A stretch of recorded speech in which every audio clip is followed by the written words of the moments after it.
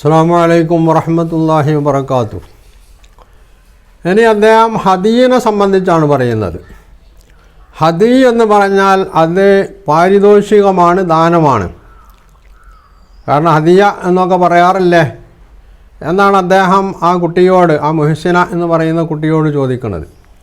ഇവിടെ ഖുർആനിൽ ഈ പദം ഉപയോഗിച്ച രീതി, അതിൻ്റെ സാഹചര്യങ്ങൾ, അതിനു മുമ്പ് ഹദിയ് എന്ന പദത്തിൻ്റെ അർത്ഥം എങ്ങനെയൊക്കെയാണ് വരിക എന്ന് നമ്മൾക്ക് നോക്കാം. ഹദൽ അറൂസ ഇല ബഅലിഹ എന്ന അറബിയിൽ പറഞ്ഞാൽ അവിടെ ദാനം നൽകുക അല്ലെങ്കിൽ പാരിതോഷികം നൽകുക എന്നല്ല. ഹദൽ അറൂസ ഇല ബഅലിഹ എന്നാൽ ഒരു പെൺകുട്ടിയെ, പുതുനാരിയെ അയാളുടെ ഭർത്താവിൻ്റെ അടുത്തേക്ക് കൂട്ടിച്ചേർത്ത് കൊടുത്തു എന്നാണ് ഹദ എന്നതിനർത്ഥം. ഹദശൈഅ എന്ന് പറയും. ഹദശൈഅ അതിനർത്ഥം എന്താണ്? ഫറഖ, അതിനെ പല ഭാഗങ്ങളായിട്ട് ഭാഗിക്കുകയും എന്നിട്ട് അത് ആളുകൾക്ക് പാരിതോഷികമായിട്ട് നൽകുകയും ചെയ്യണതിനാണ് ഹദ ഷൈ എന്ന് പറയാം. അഹ്ദൽ ഹദിയ ഇലൽ ഹറം എന്ന് പറയും. അഹ്ദൽ ഹദിയ ഇലൽ ഹറമി പറഞ്ഞാൽ ഒരു ബലിമൃഗത്തെ ഹറമിൻ്റെ അടുത്തേക്ക് തെളിച്ചു കൊണ്ടുപോയി, സാഖഹു തെളിച്ചു കൊണ്ടുപോവുക എന്ന അർത്ഥത്തിലാണ് അത് പ്രയോഗിക്കാറുള്ളത്. അപ്പോൾ ഇവിടെ ഹദൽ ഹദിയ ഇലൽ ഹറം എന്ന് പറഞ്ഞാൽ അവിടെ ഹദി എന്ന് പറഞ്ഞാൽ ഭാഷാപരമായി തന്നെ അതിൻ്റെ അർത്ഥം ബലിമൃഗം എന്നാണ്. ഇനി വിശുദ്ധ ഖുർആനിലേക്ക് നമ്മൾ വന്നാൽ ഖുർആൻ നിരവധി സ്ഥലത്ത്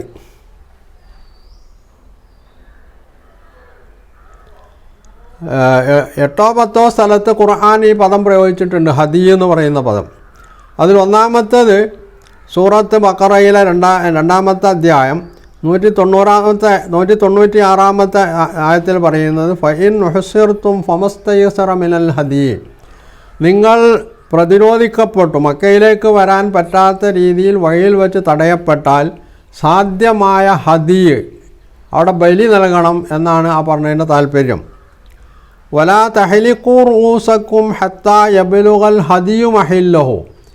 ഇനി നിങ്ങൾ തലമുണ്ഡനം ചെയ്താൽ ഹദി, ബലി നിർമൃഗം അതിൻ്റെ സ്ഥാനത്തെത്തുന്നത് വരെ നിങ്ങൾ ഹജ്ജിൽ പ്രവേശിച്ചതിന് ശേഷം നിങ്ങൾക്ക് മുടി കളയണമെങ്കിൽ എന്ത് ചെയ്യണം? അതിൻ്റെ മുമ്പ് ഹത്താ യബ്ലുഗൽ ഹദിയു മഹില്ലഹു, ബലിമൃഗം അതിൻ്റെ സ്ഥാനത്തെത്തണം എന്ന് പറഞ്ഞാൽ ബലി അറുത്തിട്ടാണ്, അല്ലെങ്കിൽ ബലിമൃഗത്തെ ആ അറക്കേണ്ട സ്ഥലത്ത് എത്തിച്ചതിന് ശേഷമാണ് നിങ്ങൾ മുടി കളയേണ്ടതെന്നാണ്. ബലി അറുത്തതിന് ശേഷമാവാം, അല്ലെങ്കിൽ ബലിമൃഗത്തെ അതിനവിടേക്ക് എത്തിച്ചതിന് ശേഷമാവാം. അപ്പോൾ ഇതാ അമിൻതും, ഇനി നിങ്ങൾ നിർഭയരായി, നിങ്ങൾ തടസ്സമൊക്കെ നീങ്ങി, എന്നിട്ട് നിങ്ങൾ ഹജ്ജിന് വേണ്ടി മക്കയിലെത്തി. ഫമൻ തമത്താ ബിൽ ഉംറത്തി അലൽ ഹജ്ജി, നിങ്ങൾ ഹജ്ജ് ചെയ്യുന്നതിന് മുമ്പ് ഉംറ നിർവഹിച്ചുകൊണ്ട് നിങ്ങൾ സുഖം എടുത്താൽ, അവിടെ പറയണത് എന്താണ്? ഫമസ്തൈസറ മിനൽ ഹദി, അവിടെയും ഹദി സാധ്യമായ ബലി നൽകണമെന്നാണ്. അവിടെ സാധ്യമായ ദാനം നൽകണം എന്നല്ല, സാധ്യമായ ബലി നൽകണം. ഇനി ലാ തുഹില്ലു ശആഇറല്ലാഹ്, അള്ളാഹുവിൻ്റെ ചിഹ്നങ്ങളെ നിങ്ങൾ അനാദരിക്കരുത്.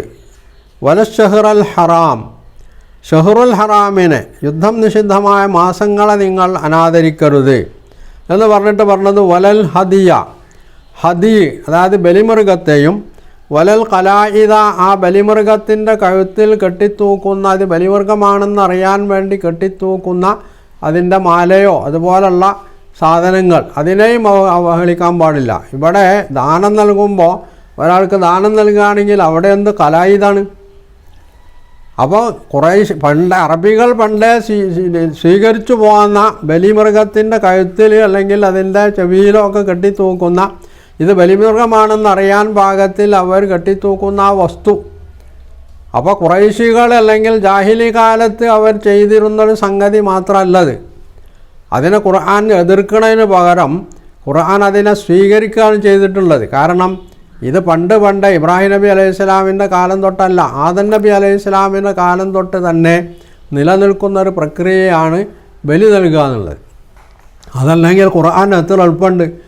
നിങ്ങൾ ഒരിക്കലും തന്നെ മൃഗങ്ങളെ ബലി നൽകാൻ പാടില്ല എന്ന് വളച്ചു കെട്ടില്ലാതെ പറയാൻ അള്ളാഹ്ക്ക് കഴിയും. അങ്ങനെ അള്ളാഹു പറഞ്ഞിട്ടില്ല എന്ന് മാത്രമല്ല, ഈ ബലിമൃഗമാണ് എന്ന് വ്യക്തമായിട്ട് പിന്നെ അറബികൾ പ്രയോഗിച്ചിരുന്ന ആ പ്രയോഗം തന്നെ ഖുർആൻ ഉപയോഗിക്കുന്നു. എന്നിട്ട് അതിനെ അനാദരിക്കാൻ പാടില്ല എന്ന് പറയുന്നു. അതിനെ മാത്രമല്ല, അതിനെ അടയാളപ്പെടുത്തുന്ന അടയാളങ്ങളെപ്പോലും നിങ്ങൾ അനാദരിക്കാൻ പാടില്ല എന്ന് പറയുന്നു. ഇനി പറയുന്നത്, ഇത് സൂറത്ത് മായിദയിലാണ് പറഞ്ഞിട്ടുള്ളെങ്കിൽ ഇതേ സൂറത്ത് മായിദയിൽ തന്നെ ജഅലല്ലാഹുൽ കഅബത്തൽ ബൈത്തൽ ഹറാമ ഖിയാമൻ ലിന്നാസ്, ബൈത്തുൽ ഹറാമിനെ വിശുദ്ധ ഭവനത്തെ ജനങ്ങളുടെ ഖിയാം നിലനിൽപ്പിൻ്റെ ആധാരമായി അള്ളാഹു നിശ്ചയിച്ചിരിക്കുന്നു.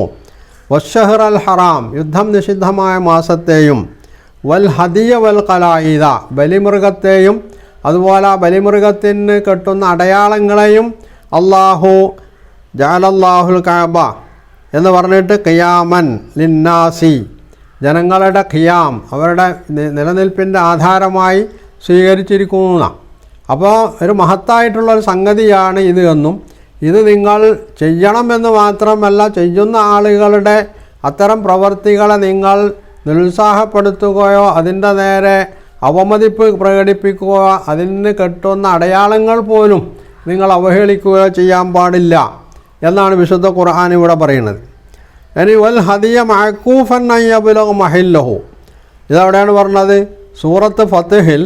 വല്ലദീന കഫറു വസദ്ദൂകും അനിൽ മസ്ജിദിൽ ഹറാം, നിങ്ങളെ മസ്ജിദുൽ ഹറാമിൽ നിഷേധം കൈക്കൊള്ളുകയും നിങ്ങളെ മസ്ജിദുൽ ഹറാമിൽ നിന്ന് തടയുകയും ചെയ്തവർ എന്ന് പറഞ്ഞിട്ട് വൽ ഹദിയ മഅകൂഫൻ, ഹദീനെയും അതായത് ബലിമൃഗത്തെയും തടഞ്ഞു. അയ്യബ്ലുഗ മഹില്ലഹു, അതതിൻ്റെ സ്ഥാനത്തെത്താൻ സമ്മതിക്കാത്ത വിധം അതിനെയും തടഞ്ഞ ആളുകൾ എന്നവിടെ പറയുന്നുണ്ട്. ഇനി വമൻ ഖതലഹു, ഹാജിമാരോട് ഇഹ്റാമിൽ പ്രവേശിച്ച ഹജ്ജിനും ഉംറയിലും പ്രവേശിച്ച ആളുകളോട് യാ അയ്യുഹല്ലദീന ആമനു ലാ തഖ്തുലു സൈദ, നിങ്ങൾ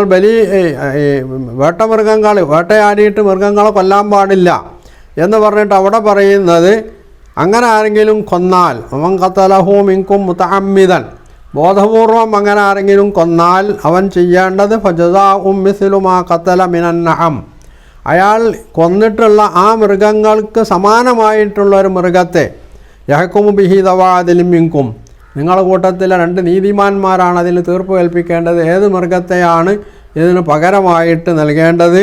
അത് ഹദിയൻ ബാലികൾ കഅബത്തി, കഅബയുടെ അടുത്തെത്തുന്ന ഹദി എന്ന നിലക്കാണ് അത് നൽകേണ്ടത്.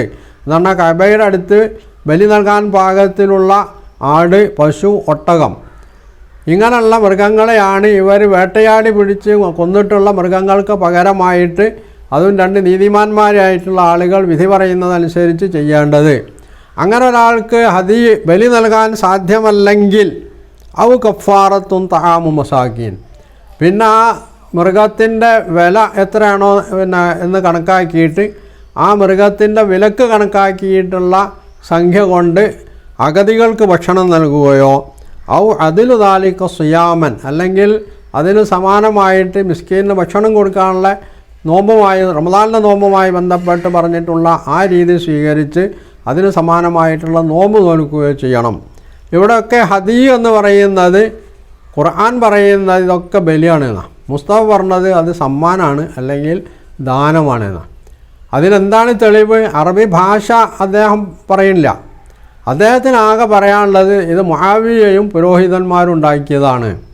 അപ്പോൾ ഈ മുആവിയൻ്റെയും പുരോഹിതന്മാരെയും തലയിലിട്ടിട്ട് രക്ഷപ്പെടാനുള്ള അടവ് തന്ത്രമാണ് അദ്ദേഹം പ്രയോഗിക്കുന്നത്.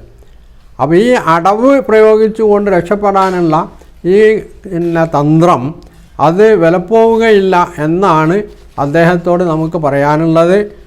അദ്ദേഹം താൻ പറയുന്ന കാര്യങ്ങൾക്ക് ഏറ്റവും ചുരുങ്ങിയത് ഭാഷയിൽ നിന്നെങ്കിലും അദ്ദേഹം അതിന് തെളിവ് ധരിക്കണം. ഭാഷയിൽ ഇങ്ങനെ ഒരു പ്രയോഗത്തിനില്ല എന്ന് അദ്ദേഹത്തിന് തെളിയിക്കാൻ കഴിയുമോ?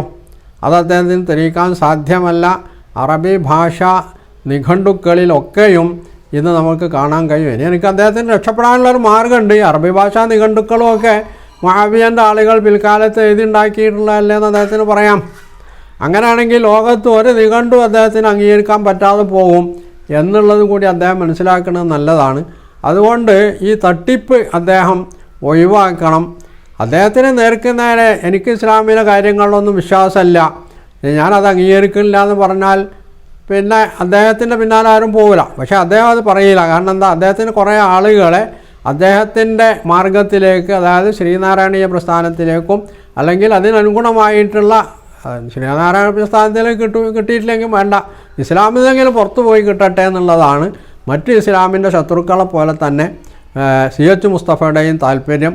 അതാണ് വേണ്ടിയാണ് അദ്ദേഹം ഈ തട്ടിപ്പുകൾ, ഈ കുതന്ത്രങ്ങളൊക്കെ നിർവഹിച്ചു കൊണ്ടിരിക്കുന്നത് എന്നേ നമ്മൾക്ക് പറയാൻ പറ്റുകയുള്ളൂ. ഇല്ലെങ്കിൽ അദ്ദേഹം വ്യക്തമായിട്ടുള്ള തെളിവുമായിട്ട് വരണം. അദ്ദേഹം മുആവിയയുടെയും പുരോഹിതന്മാരുടെയും തലയിലിട്ട് രക്ഷപ്പെടുന്ന ഈ രക്ഷപ്പെടൽ തന്ത്രം അദ്ദേഹം മാറ്റി നിർത്തണമെന്നാണ് അദ്ദേഹത്തോട് പറയാനുള്ളത്. അസ്സലാമു അലൈക്കും വറഹ്മത്തുള്ളാഹി.